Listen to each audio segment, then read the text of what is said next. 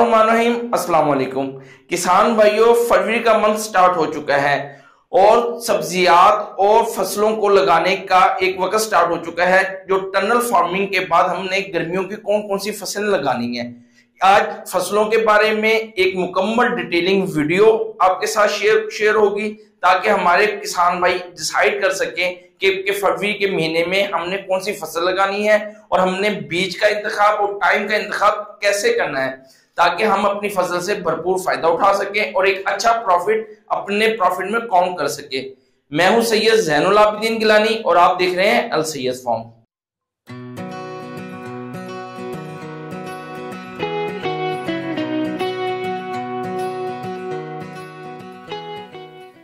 किसान भाइयों, जैसा कि टनल फार्मिंग जो सर्दियों में सब्जियां लगाई जाती हैं उनके ओपनिंग का वक्त स्टार्ट हो चुका है। अब जो सा ये वक्त स्टार्ट हो चुका है, इसमें गर्मियों की फसल का एक अच्छा गैप हमारे पास मौजूद है। तो आज हम डिसाइड करेंगे कि गर्मियों की कौन सी फसल लगानी चाहिए और मैं आपको अपने माहिर सैयद शाह हसन गिलानी से आपको टिप्स लेके दूंगा कि हमने वो वीडियो के एंड में हम बात करेंगे कि कौन सी फसल हमें ज्यादा अच्छा प्रॉफिट देगी और जो पिछले 2-3 साल से वर्क कर रही है। अब हमारे साथ मौजूद है सैयद शाह हसन गिलानी साहब। फरवरी का मंथ स्टार्ट हो चुका है और टनल फार्मिंग की फसल ओपन हो चुकी है। अब गर्मियों में हमें कौन सी ऐसी फसल लगानी चाहिए कि जो किसान भाइयों को प्रॉफिट दे सके। उससे पहले गर्मियों की फसल का हमें मुतारिफ करवाएं कि हमें ये किस टाइम पे लगानी चाहिए। जब टनल लग जाता है तो उसके बाद 3 माह ऐसे होते हैं कि जो टनल में गुजरते हैं उस टाइम सर्दी बहुत ज्यादा होती है। उस टाइम ये होता है कि क्योंकि टनल में सारी शॉपर वाली सब्जी होती है और वो सर्दी को बचाता है टनल को शॉपर। अब उसके बाद जैसे ही टनल खत्म हो जाता है, फरवरी का मंथ शुरू हो जाता है, जनवरी के दरमियान में और फरवरी के स्टार्ट में सबसे पहले भिंडी लगती है। ये कमाली में लगती है, इकबाल नगर में लगती है और कुछ इलाके हासिलपुर है, ऐसे कुछ और इलाके हैं जिनमें भिंडी बहुत ज्यादा लगती है।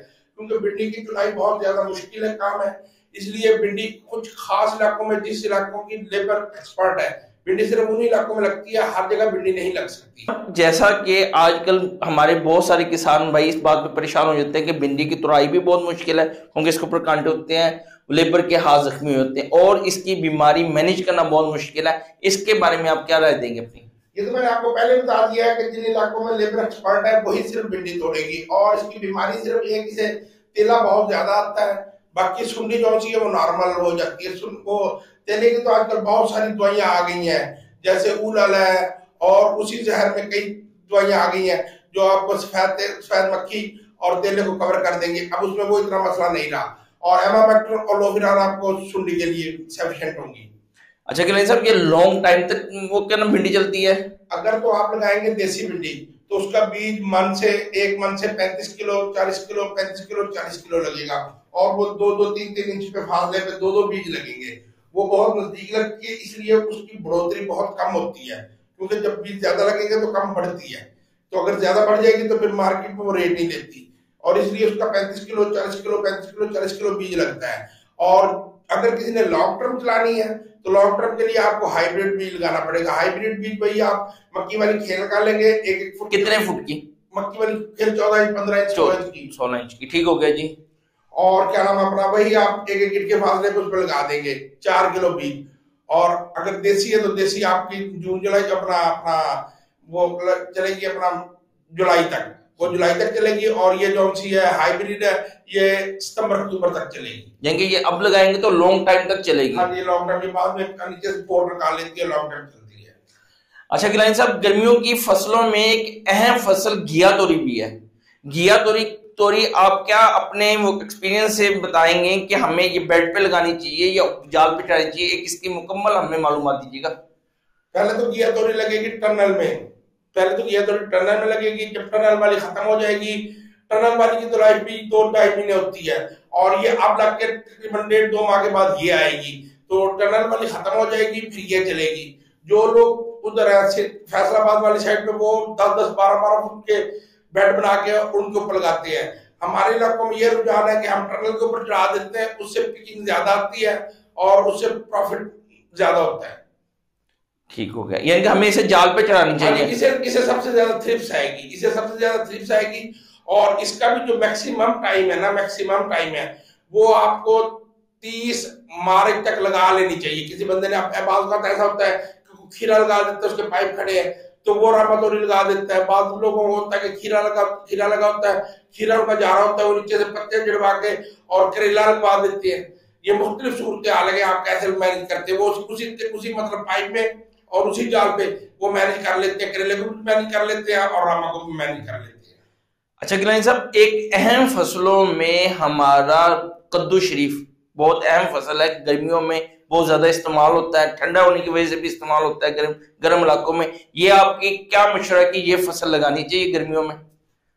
ये जो कद्दू होता है ये टनल में बहुत ज्यादा लगता है, इसलिए वो आप अब नहीं लगा सकते। वो आपको हाड़ू लगाना पड़ेगा, मतलब गंदम की कटाई के बाद आपको देसी कद्दू लगाना पड़ेगा, उसे हाड़ू कद्दू कहते हैं। और वो जाएगा सितंबर अक्टूबर तक जाएगा मुसलसल। और अगर आप उसे इस दफा तो बल्कि सख्त सर्दी में भी 300-350 रेट है, और आजकल भी कद्दू हालांकि इतनी सर्दी या फिर उसके बावजूद भी 300-350 लाहौर मंडी का रेट है। यानी कि आजकल के मौसम के मुताबिक जो यानी कि फरवरी का स्टार्ट हो चुका है इसमें। हाँ जी, कद्दू का बहुत अच्छा रेट है। वैसे तो तमाम फसलों का अच्छा रेट है, मगर कद्दू का खुसूसन बहुत अच्छा रेट है।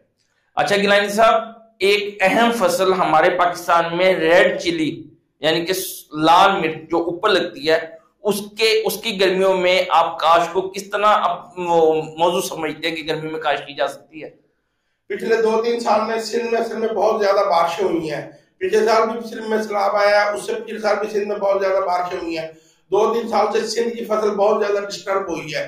ये सबसे ज्यादा सुरख मिर्च कुंदरी में पैदा होती थी। वहां की जो सुरख मिर्च होती थी वो तकरीबन आधे पाकिस्तान की जरूरत पूरी करती थी। अब वहां फसल पिछले 2-3 साल से नहीं हो रही। इस साल 20,000 रुपए तक मन तक रेट गया है।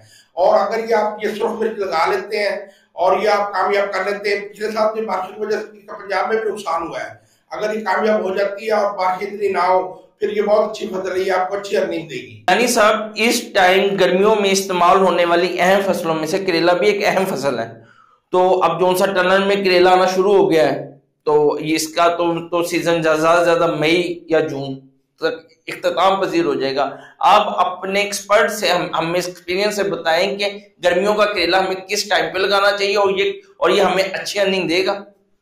गर्मी का करेला ज्यादा से ज्यादा फरवरी में लगा सकते हैं, और जैसे आप मार्च में दाखिल होंगे आपके ऊपर इंसेक्ट ज्यादा हमला कर देगी और उसकी वजह से आपकी फसल जो पूरी तरह डिस्टर्ब होगी।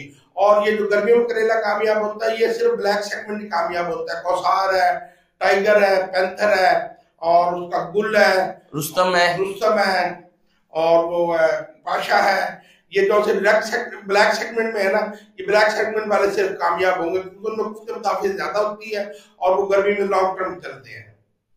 गिलानी साहब, गर्मियों में एक अहम फसल इस्तेमाल होने वाली टिंडा है। टिंडे की फसल क्योंकि सहराई इलाकों में बहुत ज्यादा टिंडा काश किया जाता है, और उसे किस तरह हम अपने खेतों में मैनेज कर सकते हैं? टिंडा जो है वो रेतली जमीन की फसल है ज्यादातर, और बहुत ज्यादा कसरा जमीन में वो पाई लगती है। और बात तो ऐसा होता है कि अब जो लग रही है ना, वो टनल में भी आज से 15-20 दिन पहले, 25 दिन पहले, महीना पहले कुछ लोगों ने टनल में भी लगाई है। वो टनल में 15-20 दिन टनल में रखेंगे, उसके बाद वो बाहर निकाल देंगे, उससे यानी कि वो टनल ओपन कर देंगे। हाँ जी, टनल ओपन कर देंगे।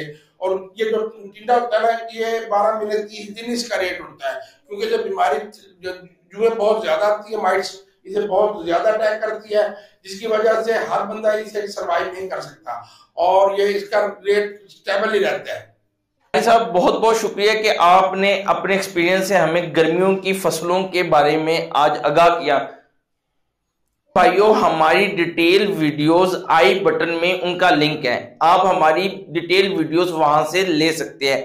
गर्मियों की फसलों के बारे में जो भी आज हमने अपने एक्सपर्ट सैयद शाह सिंह गिलानी से मालूमात हासिल की हैं, इनका फर्टिलाइजर प्लान, पेस्टिसाइड प्लान की मुकम्मल डिटेलिंग वीडियोस नेक्स्ट आपके साथ शेयर की जाएंगी, ताकि आप अपने फसलों को बेहतरीन अंदाज में मैनेज करके ज्यादा से ज्यादा प्रॉफिट हासिल कर सके।